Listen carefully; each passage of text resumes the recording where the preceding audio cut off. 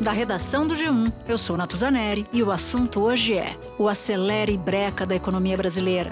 Uma conversa a três para entender o que é preciso para que o país cresça de maneira consistente e quão longe estamos da meta do governo. Meus convidados neste episódio são a economista Juliana Inhace, professora do INSPER, e o jornalista Vinícius Torres Freire, colunista do jornal Folha de São Paulo e mestre em administração pública por Harvard. Sexta-feira, 8 de dezembro. Juliana, Vinícius, muito obrigada por terem topado vir para cá. Queria dizer que essa é uma conversa, é um bate-papo, então pode interromper a coleguinha, o coleguinha, a apresentadora, pode discordar também, aliás, é bom que haja discordância. E eu quero começar perguntando para vocês se vocês consideram que a previsão do PIB para 2023, com o resultado que saiu essa semana do PIB do terceiro TRI, vai ser um PIBinho ou um pibãozinho? Porque pibão acho que a gente não tem como falar na conjuntura atual. Olha, o resultado do ano até agora, e aliás do ano até o de 2023 inteiro, vai ser bom. Crescimento de 3% do PIB é razoável no Brasil. Aliás, a gente não tem um biênio de crescimento bom, 2022, 2023, assim, desde 2011, 10 e 11, né? 2021 não conta porque foi aquela recuperação da epidemia, então é um resultado muito bom. O terceiro trimestre veio dentro do esperado, que era estagnação praticamente. O resultado surpreendeu o mercado financeiro, que esperava um número pior. Depois de um primeiro semestre com índices bastante positivos, entramos no terceiro trimestre perdendo o fôlego. 0,1% de crescimento na comparação com o período anterior. A gente estava esperando isso, demorou um pouco, aliás, as previsões estavam erradas, mas com o que a gente tinha em mãos sobre taxa de juros, investimento, etc., era isso que a gente podia esperar mesmo, praticamente estagnação. E com o fim do impulso da agricultura, né, a agropecuária que foi muito forte, era isso. A agropecuária teve uma forte queda, 3,3% no terceiro trimestre. Foi a primeira baixa depois de 5 trimestres positivos, o que, segundo os especialistas, já era esperado porque a safra da soja, a maior lavoura do país, se concentra no primeiro semestre. Apesar disso, o acumulado de janeiro a setembro registra ainda uma alta de 18%. A gente vai ter aí 2 trimestres ou 3 de estagnação e alguma recuperação em 2024. Dentro do que o Brasil vinha vendo, 3% é ótimo. O problema é manter esse ritmo e eu acho que a gente não vai manter.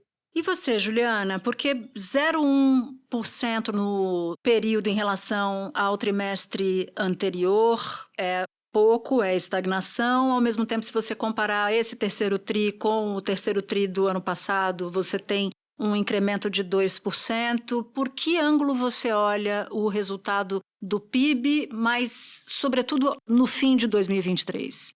Natuza, o resultado numérico, se a gente for pegar provavelmente uns 3%, alguma coisa perto disso, que a gente vai chegar no final de 23, é um resultado bom, né? O que me preocupa é a qualidade desse PIB, né?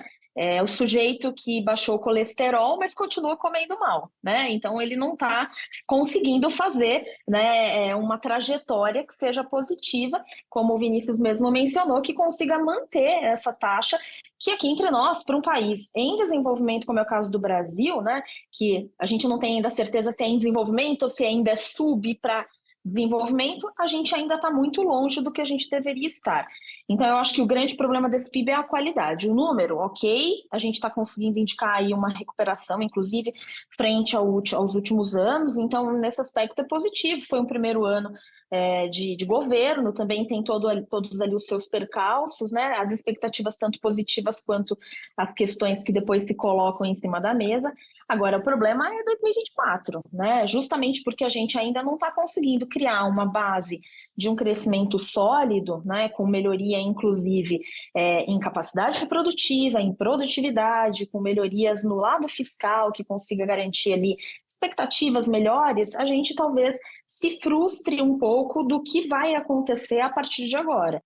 Um relatório divulgado pela ONU aponta a desaceleração do crescimento econômico mundial. Mas para o Brasil, a tendência, ao menos neste ano, é positiva. Em 2024, sugere uma pequena melhora, crescimento de 2,5%, mas só se a área do euro se recuperar e as maiores economias evitarem choques adversos.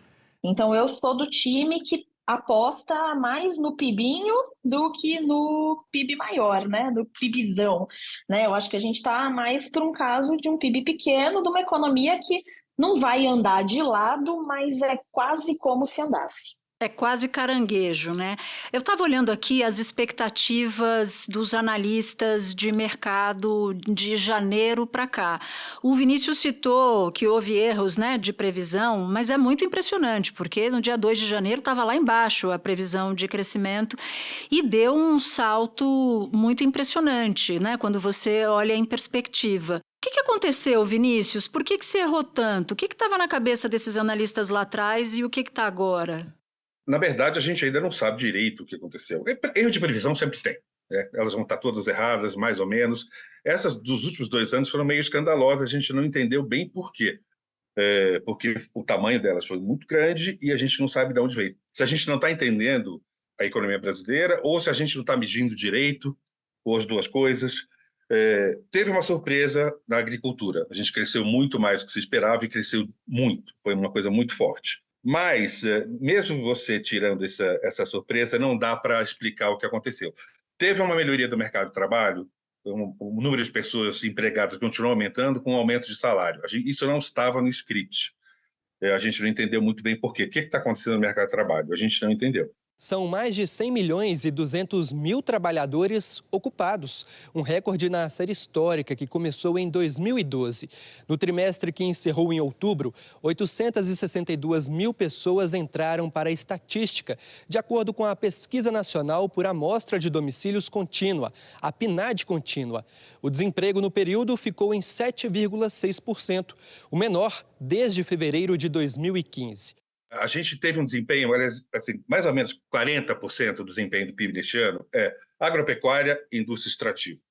É exportação, é commodity, o efeito dessa exportação na renda do interior, etc, etc. Então, isso tudo impulsionou num ritmo maior do que se esperava. Mas, mesmo assim, a gente não está entendendo. E teve um impulso fiscal. O pessoal fala, mas teve um impulso fiscal, muito dinheiro do Bolsa Família, teve um aumento aí enorme de 90, 80 bilhões do Bolsa Família no final desse ano, mas só que a gente já estava previsto que o governo ia gastar mais, a gente já sabia. Então a gente não está entendendo muito bem o que está acontecendo na economia. Parece, pelo menos nesse ano, né? Vamos ver para frente. E para você, Juliana, o que te parece? Natuza, eu concordo com o Vinícius na questão das surpresas, né? A gente teve alguns resultados que realmente não estavam mapeados, né? Então, o agro foi uma surpresa positiva, né? E, ao mesmo tempo, é o que preocupa a partir de agora, porque a gente sabe que talvez não consiga manter esse mesmo ritmo, né? 2024 é um ano de laninha, muito provavelmente, que gera aí mais insegurança e incertezas climáticas nesse aspecto. Mas eu particularmente tenho uma percepção do que fez essa grande distorção. Não sei se eu estou certa, mas eu acho que o que provavelmente pode ter acontecido é que o mercado estava muito pessimista num primeiro momento quanto ao novo governo por conta dos sinais que tinham vindo ali na campanha. Né? Então, assim, primeiro é uma percepção de que, olha, a gente quase que nega o grande problema, né, original brasileiro ali, que é a questão fiscal.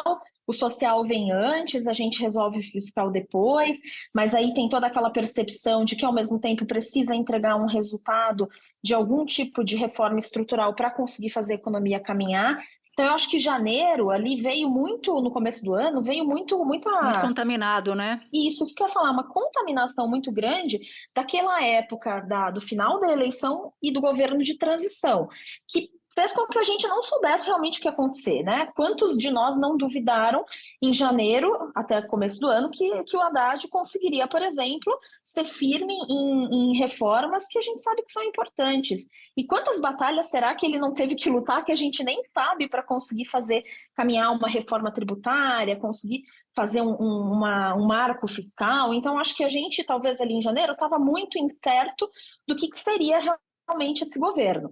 Ao longo do tempo, a gente conseguiu perceber que, primeiro, o Banco Central continuou segurando firme ali, de uma forma muito técnica, inclusive, o controle inflacionário, e, ao mesmo tempo, o Ministério da Fazenda conseguiu, de alguma maneira, acalmar um pouco uma parte dos ânimos do mercado, mostrando que, olha, a gente está indo para lados corretos, lados ok. Talvez não seja ainda na velocidade que se precisa, e talvez a gente de vez em quando erre o tom. Acho que eles erraram o tom em alguns momentos, e até a trajetória talvez podia ter sido um pouco diferente, mas eu acho que os sinais ficaram mais claros, né? Apesar de toda a incerteza que ainda existe, né? A gente ainda talvez fique um tanto na dúvida do quanto que a gente vai ter pulso para fazer reformas que são mais duras, quanto que o governo vai, de fato, em algum momento, reduzir gasto e contribuir com a questão fiscal. Mas eu acho que essa incerteza foi, ao longo do tempo, ficando cada vez mais contida e sufocada mesmo por esses sinais que foram sendo dados e por uma solidificação do que era o cenário. Acho que hoje ninguém imagina, ninguém cria uma percepção de que a gente vai ter grandes reduções de gasto. Mas, ao mesmo tempo, a gente sabe que existem outros planos em cima da mesa que podem contribuir para que a gente ande para onde deve andar. Espera um pouquinho que eu já volto para continuar a nossa conversa. É muito bom juntar uma economista e um jornalista numa mesma conversa, porque a Juliana falava dessa expectativa dos analistas de mercado em relação ao PIB, e eu fico me perguntando se não era um pouco de exagero, porque se conhecia a política fiscal dos governos Lula 1 e 2 e se conhecia a política fiscal da gestão Haddad na prefeitura. Então eu fico me perguntando, Vinícius, e quero te perguntar se houve aí, se você entende ter havido algum erro de avaliação política mesmo. Eu vou discordar da professora, eu vou levantar a mão. Professora, posso discordar? Eu acho que a expectativa pode ter tido alguma influência marginal, mas a gente viu uma coisa, a gente viu o consumo muito forte por causa do mercado de trabalho muito forte. Isso, um desemprego baixo sem ter aceleração de salário e sem ter aceleração de inflação e inflação caindo. Isso tudo não vem de expectativa. O tamanho da produção da agropecuária foi um erro de medida, talvez, a gente mede mal isso. O setor de serviço avançando mais rapidamente do que a gente imaginava, eu acho que isso não teve muito a ver com expectativa. Acho que a expectativa teve uma influência marginal, mais marginal. Agora, eu acho que o mais importante agora é pensar, já que a gente está falando de expectativa de ano que vem, é pensar assim, dá para repetir 2023? Né? Eu acho que o mais importante é pensar agora como é que a gente pode prever 2024. Acho que não. A gente vai ter uma agropecuária indo muito bem, mas no mesmo nível ou um pouquinho abaixo do ano passado. Ela vai ter um desempenho ótimo, mas não vai ter crescimento. É isso que importa para a gente ver, claro, o crescimento da economia. A gente vai ver o preço de commodities crescendo, petróleo, ferro. Não, a gente vai ter um aumento tão grande de exportação, com uma queda de importação que contribuiu muito para o PIB desse ano? Não. O gasto do governo vai crescer como cresceu de 2022 para 2023? Também não, vai crescer ainda. Então, está faltando, né, do lado da despesa do PIB, está faltando um impulso, que podia vir de investimento, que o IBGE chama horrivelmente de formação, que se chama horrivelmente a estatística de formação bruta de capital fixo. É investimento em novas construções, instalações produtivas, máquinas, equipamentos, software e job. Está caindo no Brasil há 4 trimestres. A gente chegou numa taxa de investimento que é uma das menores do século, fora dos anos da recessão. Está em 16,6% do PIB. É quanto do PIB se usa para investir. Então, a reação poderia vir por aí. As taxas de juros vão cair, devem cair um pouquinho mais. Pela terceira vez seguida, o Comitê de Política Monetária do Banco Central cortou a taxa básica de juros. A Selic passou agora para 12,25% ao ano. O Copom reafirmou a importância do cumprimento das metas de equilíbrio das contas públicas para o controle da inflação e indicou que pode fazer novos cortes da mesma intensidade nas próximas reuniões. E tem um lado insondável, que é o ânimo dos empresários, incerteza e tal. Os outros impulsos serão fracos ou nulos. E o investimento é que podia fazer a economia crescer um pouco mais no ano que vem, e eu não estou vendo impulsos para uma retomada de investimento. Esse é um problema grave do ano que vem. Queria te ouvir, Juliana, sobre isso e já entrar aqui nesse debate que o Vinícius traz sobre investimento, porque a gente está com um resultado em no terceiro trimestre desse ano, cerca de 16,6%, é muito baixo, é um dos menores níveis para o período do século. Então, eu queria entender, primeiro você pode discordar de novo do Vinícius e falar um pouquinho de investimento, se você pensa como ele ou pensa diferente. Vou começar pelo investimento para chegar no ponto do Vinícius. Realmente, a gente tem o nosso grande problema é o investimento, né? Quando eu vejo a composição do PIB, eu vejo um consumo das famílias que realmente é positivo nesse último trimestre. Acho que a gente poderia, inclusive, ter famílias com mais bem-estar desde que a gente tivesse conseguido aumentar a renda, e esse foi um fator, um calcanhar de Aquiles nesse ano de 23, né? A gente tem uma taxa de desemprego muito baixa, mas a renda ainda tem bastante dificuldade de crescer, e isso faz com que a gente não consiga, infelizmente, aumentar tanto o poder de compra e o bem-estar.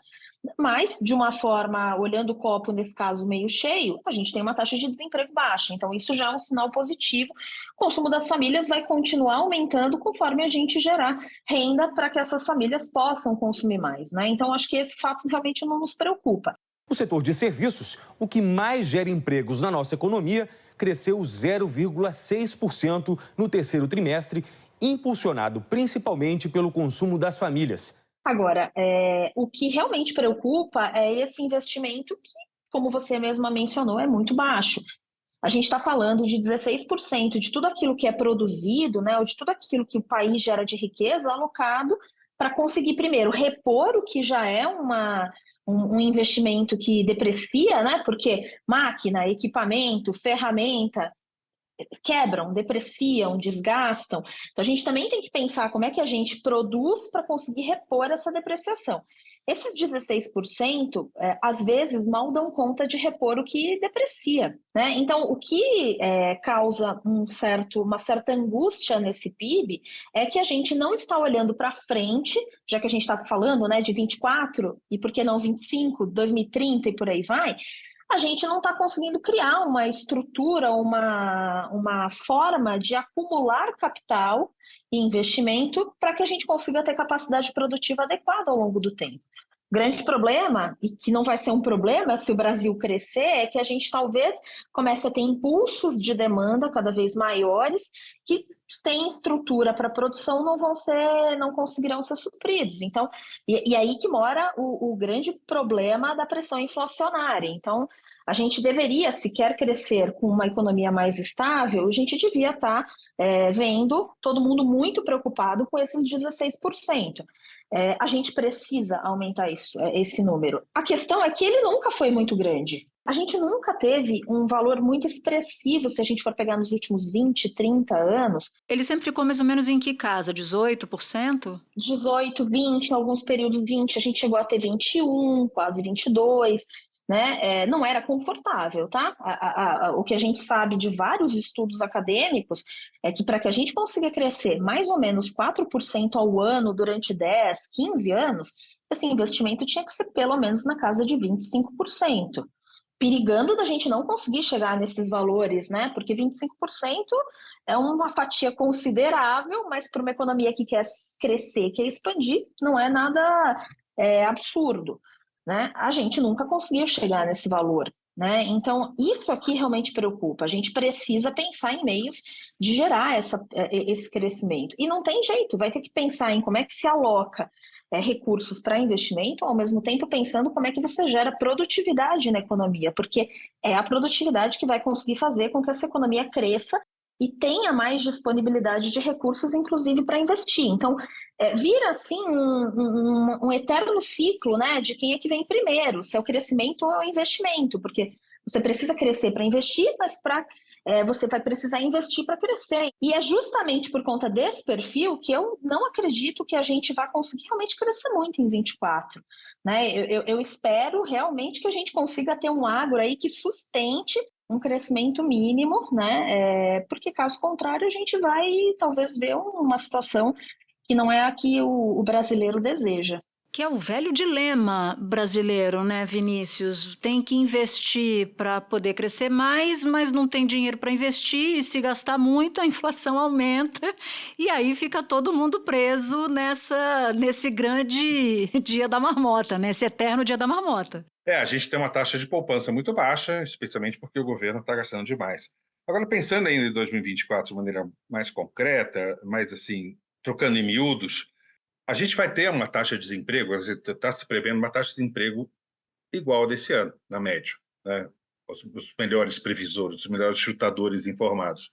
Então, não quer dizer que a gente vai ter uma degradação muito grande do mercado de trabalho, a gente vai ter um crescimento de número de pessoas ocupadas pequeno. E a gente está com, como disse a Juliana, a gente está com um crescimento da renda média muito pequeno, a gente ainda está nos menores níveis desde 2012. Nesse período, o rendimento do trabalho do grupo mais escolarizado caiu de R$ 7.200 para R$ 6.000, fazendo a correção dos valores pela inflação. A renda entre os que estudaram de 12 a 15 anos é bem menor e também registrou queda. Essa foi uma década em que a economia brasileira patinou algumas vezes. Em 2014, o país enfrentou uma recessão com reflexos nos 2 anos seguintes. Depois, em 2020, veio a pandemia, que bagunçou tudo de novo. A informalidade cresceu em todos os grupos e muita gente qualificada precisou aceitar empregos que pagam menos para continuar trabalhando.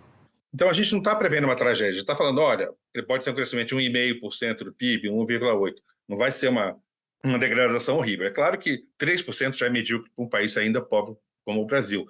1,5%, 1,8% ainda é pior. Né? A gente vai ter uma melhora muito lenta e só lembrando, a gente está com um nível de renda per capita, PIB per capita igual ao menor que o de 2013 ainda. A gente está parado há 10 anos e não vai passar disso até 2025, eu acho. Então, assim, a renda vai cair, a renda média vai cair, a total de salários, rendimentos de trabalho vai cair? Não, vai crescer um pouquinho. A agricultura vai ter um tombo, a agropecuária não, vai crescer, vai ficar ali mais ou menos, mas não vai dar impulso. O que eu estava falando é que falta impulso extra. Impulso extra depende de menos incerteza e depende de taxa de juro menor. E taxa de juro menor é uma coisa que o governo fala muito e eu acho que as pessoas não entendem o suficiente. Eu não vou me prolongar muito aqui, eu posso até falar um pouco mais disso. Mas é um assunto relevante e tem a ver com a política de gastos do governo também. E não depende só do Banco Central. A taxa de juros real no Brasil atingiu seu patamar mais alto em meados de junho. Então, nós tivemos um PIB positivo, mas fraco, mas com os cortes nas taxas de juros, nós esperamos que esse ano nós fechemos o PIB em mais de 3% de crescimento e esperamos um crescimento na faixa de 2,5% no ano que vem. Mas o Banco Central precisa fazer o trabalho dele. Esteja ou não fazendo, a taxa de juros, a Selic, começou a cair no começo de agosto, né? Desde então, as taxas de juros de outros prazos, a taxa Selic é uma taxa de curto prazo, as taxas de juros de 2, 3, de prazo superiores a 2 anos, eu estou falando de taxa de juros, são as taxas de financiamento, o custo de financiamento da dívida do governo, que é o piso das demais taxas do mercado, da empresa, para todo mundo. Essas taxas só voltaram ao que eram em agosto, essa semana mais ou menos. Então, as taxas de juros com prazos de negócios superiores a 2 anos estavam maiores do que estavam em agosto. Então, a Selic baixou, mas as outras taxas não. E aí, o custo de financiamento das empresas, do governo, fica alto, das empresas ainda mais, e é uma bola de neve. Por que não caíram? Uma parte por causa de taxas de juros nos Estados Unidos. E outra parte, talvez o menor agora, por causa de incerteza fiscal. A gente não sabe se o governo vai cumprir metas ou se vai estourar a meta em março. Março chega lá e fala, dane-se, o país está crescendo pouco, não vamos ficar segurando meta, vamos segurando dinheiro e vamos gastar para fazer o país crescer, que vai dar besteira, mesmo no curto prazo. Mas é importante ter na cabeça que as taxas de juros que contam bastante para o financiamento de empresas, e do governo inclusive, estão altas ainda, por um fator que é externo, Estados Unidos, e outro que é fiscal. E a gente tem que enfiar isso na cabeça. Não adianta só você ficar dando pontapé no Banco Central, porque isso não vai resolver a questão. A gente precisa fazer outras coisas para fazer com que as taxas caiam. E sem taxa de juros baixa, investimento fica deprimido, né? Agora, não foi só, o governo começou a dar o pontapé, umas bicudas no Banco Central, mas muitos empresários também acabaram seguindo depois. Claro, num tom bem menor, bem mais cauteloso, mas ainda assim bicudas, né? Sim, empresário sempre reclama do Banco Central, quase todos, né? Antigamente, sabe, você saía a decisão do Copom, 1 minuto depois chegava no seu e-mail, no seu WhatsApp, 40 manifestos de associações falando não foi suficiente, ou então o Banco Central vai levar o Brasil à recessão. Mas sempre é business as usual, né? E os protestos na porta do Banco Central, né, que sempre foram muito clássicos, né?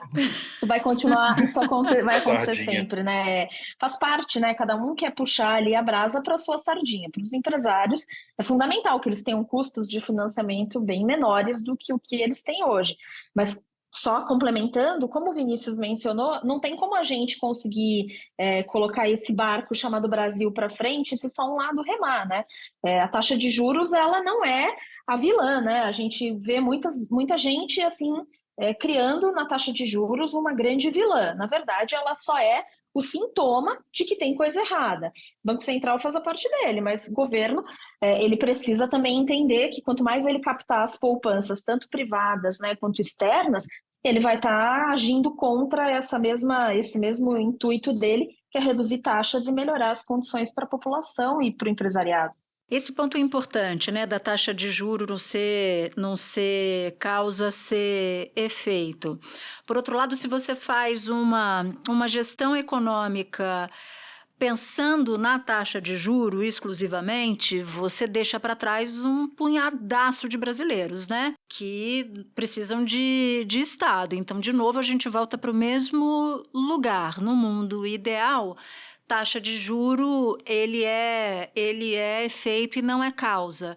Mas no Brasil, né, diante das nossas circunstâncias, ele é efeito e acaba sendo causa também. Faz sentido o que eu estou dizendo, Vinícius, ou é uma grande bobagem? Pode falar se for bobagem. Eu discordo de tudo, mas não vou dizer isso. Olha, é o seguinte. Pode discordar. A gente pode reclamar da taxa de juros, mas só que é o seguinte, você vai obrigar, a taxa de juros é composta, né, no curto prazo, pelo que o Banco Central pode fazer com ela, que é a Selic, e faz com ela de acordo com a meta de inflação. Essa taxa influencia demais. Agora, as outras taxas do governo é basicamente o seguinte, quanto o credor quer cobrar do governo para financiar a sua dívida? É isso. A não ser que você enfie uma pistola na cabeça de cada um e proíba que o dinheiro saia do país, eles vão cobrar quanto eles quiserem. E quanto mais o governo precisar de financiamento, quanto maior o déficit, e sem perspectiva de diminuição desse déficit, maior essa taxa de juros, tudo mais constante. Então, assim, não adianta você... burro em ponta de faca. Não adianta você achar que vai reduzir essas taxas do grito. Aliás, se você gritar, elas aumentam. Ela piora, ela aumenta, né? É o efeito inverso. Quando o Lula falou, teve um Lula Day lá em novembro, estava tudo bem, o mercado estava super otimista, derrubando taxa de juros, tanto de longo prazo, tanto que o BC falou, gente, a coisa não é assim, vamos levantar essa taxa, estava tentando levantar a taxa no grito. E aí o Lula diz assim... Eu sei da disposição do Haddad, sei da vontade do Haddad, sei da minha disposição, sabe, quero dizer para vocês que nós dificilmente chegaremos à meta zero. Até porque eu não quero fazer corte de investimento em obras. E se o Brasil tiver um déficit de 0,5%, o que é? De 0,25%, o que é? Nada. Absolutamente nada. Bom, é só você olhar os gráficos, eles dão um pulo. Para esse pulo, essa corcova ser talhada, demorou um pouquinho, demorou meses. Então, quando tem a perspectiva de que o governo vai se endividar ainda mais, então as taxas vão aumentar. Isso é apenas o retorno que o credor do governo quer, e isso faz o piso das taxas do mercado. O bom é quando o governo não precisa de financiamento. Quando ele não precisa de financiamento, o pessoal vai ficar em desespero, entra em desespero, né? O dia que acontecer esse milagre, a gente vai ver isso. Agora, eu estava falando de taxas de juros porque eu estava falando de investimento. Investimento... um dos motivos para o investimento estar recolhido, estar na retranca, é a taxa de juros alta. E outra coisa meio insondável confiança de empresário, a incerteza está grande, a gente não sabe o que vai ser a administração do país ainda nos próximos anos, tem essa conversa de mudar a meta ainda. O governo falou, não, a gente não vai mudar a meta, mas ninguém fala, não vamos mudar a meta de jeito nenhum. Então, março está aí, a gente pode ter essa conversa de mudança de meta, para o governo poder evitar cortes de gastos. Essa vai ser a discussão, fora Estados Unidos, essa vai ser a discussão importante agora, daqui primeiro até o Carnaval. O que vai ser de taxa de juros, o que vai ser de política fiscal, para a gente ter um pouco mais de clareza sobre o futuro e, para as pessoas que têm dinheiro e querem investir, terem clareza do que vão fazer com o seu dinheiro. Está havendo melhoras, o mercado de capitais, onde as empresas levantam dinheiro, tipo de empréstimo por meio de títulos, está melhorando, depois daquele desastre das americanas e a incerteza fiscal e a alta de juros do Banco Central, o mercado de capitais levou um tombo horroroso, agora está melhorando, então isso é sinal de que as empresas estão querendo pegar um pouco mais de dinheiro. Agora, essa grande discussão para o ano que vem é saber se a gente vai ter uma queda regular e grande de taxa de juros que leve a Selic abaixo de 9% e que derrube as taxas, 9% ao ano, e que derrube as taxas que o governo tem de pagar, que são o piso da economia. Essa é a conversa que a gente vai ter no curto prazo, né? Como a professora Juliana estava falando, no longo prazo a gente precisa de muito mais. E qual é a avaliação que vocês fazem da gestão Haddad, começando por você, Juliana? Natuza, acho que tem acertos e tem equívocos, né? Como qualquer gestão. Eu acho que ele acerta em algumas miras, né? Então, reforma tributária é importante, acho que é inegável, ele já sabia disso, sabia que essa, inclusive, era uma batalha desse ministério dele. Acho que ele acerta em conseguir colocar a coisa para andar. Infelizmente, de uma forma um tanto diferente do que talvez a gente precisasse, do que a gente queria, muitas exceções. Mas eu acho que nesse aspecto tem esse acerto, sim. Acho que o marco fiscal, eu ainda tenho dúvidas do quanto de fato ele acerta, do quanto ele cria aí uma percepção estranha dentro da economia do que vai ser realmente aí essa política fiscal e esse alinhamento. Acho que a grande pisada de bola é não trazer nada que pense em gasto e um alinhamento de uma política mais... uma reforma um pouco mais administrativa mesmo, como se chamou aí essa política de corte de gastos, mas eu acho que é uma questão clara de que não adianta olhar só para um lado da equação, tem que olhar para o outro. Para mim, essa é a grande pisada de bola dele dentro desse primeiro ano aí de mandato. Olha, eu acho que ele fez o que ele podia dentro das limitações políticas que existem, que é o Lula e o PT, é a mesma coisa. Ele fez um plano fiscal de longo prazo que, se o Brasil não tivesse esse déficit tão grande, não tivesse gastado tanto de 22 para 23, pode funcionar. A despesa vai crescer menos do que a receita e em algum momento a gente tem superávit. Mas como a gente já tem um déficit muito grande, isso vai demorar anos. Então inventaram esse negócio de fazer uma meta de déficit fiscal zero no ano que vem para acelerar o processo. Então ele fez o que podia, eu acho que dentro das limitações políticas e do entendimento que ele tem de economia, ele fez o que ele podia, está tocando, está ajudando o Congresso a tocar reformas microeconômicas relevantes, e aí a reforma tributária também, mas tem outras pequenas aí que são relevantes, que têm efeito no médio e longo prazo, não vão surtir efeito agora, e ele tem segurado as bombas piores, as maluquices piores, que vêm do Congresso e que vêm do governo. Ele negocia, desde o começo, no governo, ele foi a pessoa que entendeu bem que o Congresso era um problema e foi lá ele mesmo negociar. O presidente Rodrigo e o presidente Arthur, eles estarão sintonizados em todos os aspectos, várias matérias que o Brasil precisa desenvolver. A tese, sempre nas falas muito assertivas de todas as oportunidades que nós tivemos, tanto com o ministro Haddad, que tem tido uma sensibilidade gigantesca em conversar com o Congresso Nacional, em fazer da sua pasta, que é a impulsionadora da economia e do crescimento desse país, a interlocução muito firme do Executivo com o Congresso Nacional. Foi a primeira pessoa que percebeu isso, que fez mais esforço. Então ele segurou a bomba no Congresso, segura a bomba no governo. Ele, na verdade, é o goleiro de um time com uma defesa horrorosa, porque ele tem que defender um monte de bola o tempo inteiro e para atacar fica difícil. Então ele fez assim, dentro do esquema Lula-PT, ele fez o possível. E eu acho que o balanço dele é de médio para positivo para nota 8, dentro do que ele podia fazer. Agora, ele não salva, né? O Haddad não é presidente da República. Ponto. O Valdo Cruz disse que estão dando um apelido para o Haddad de Missão Impossível, lá em Brasília. Pois é, né? E agora ele pode ter a companheira de uma pessoa que gosta muito dele no Ministério, que é a Gleisi Hoffmann. Agora ficou melhor ainda, né? Gente, foi ótimo ter vocês aqui. Quero repetir essa dobradinha de vocês.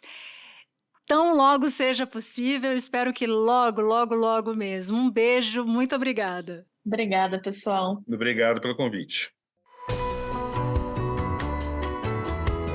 Este foi o Assunto, podcast diário disponível no G1, no Globoplay, no YouTube ou na sua plataforma de áudio preferida. Comigo na equipe do Assunto estão Mônica Mariotti, Amanda Polato, Luiz Felipe Silva, Gabriel de Campos, Thiago Kazuroski. Neste episódio, colaboraram também Carol Lorenzetti e Ellen Menezes. Eu sou Natuzaneri e fico por aqui. Até o próximo assunto.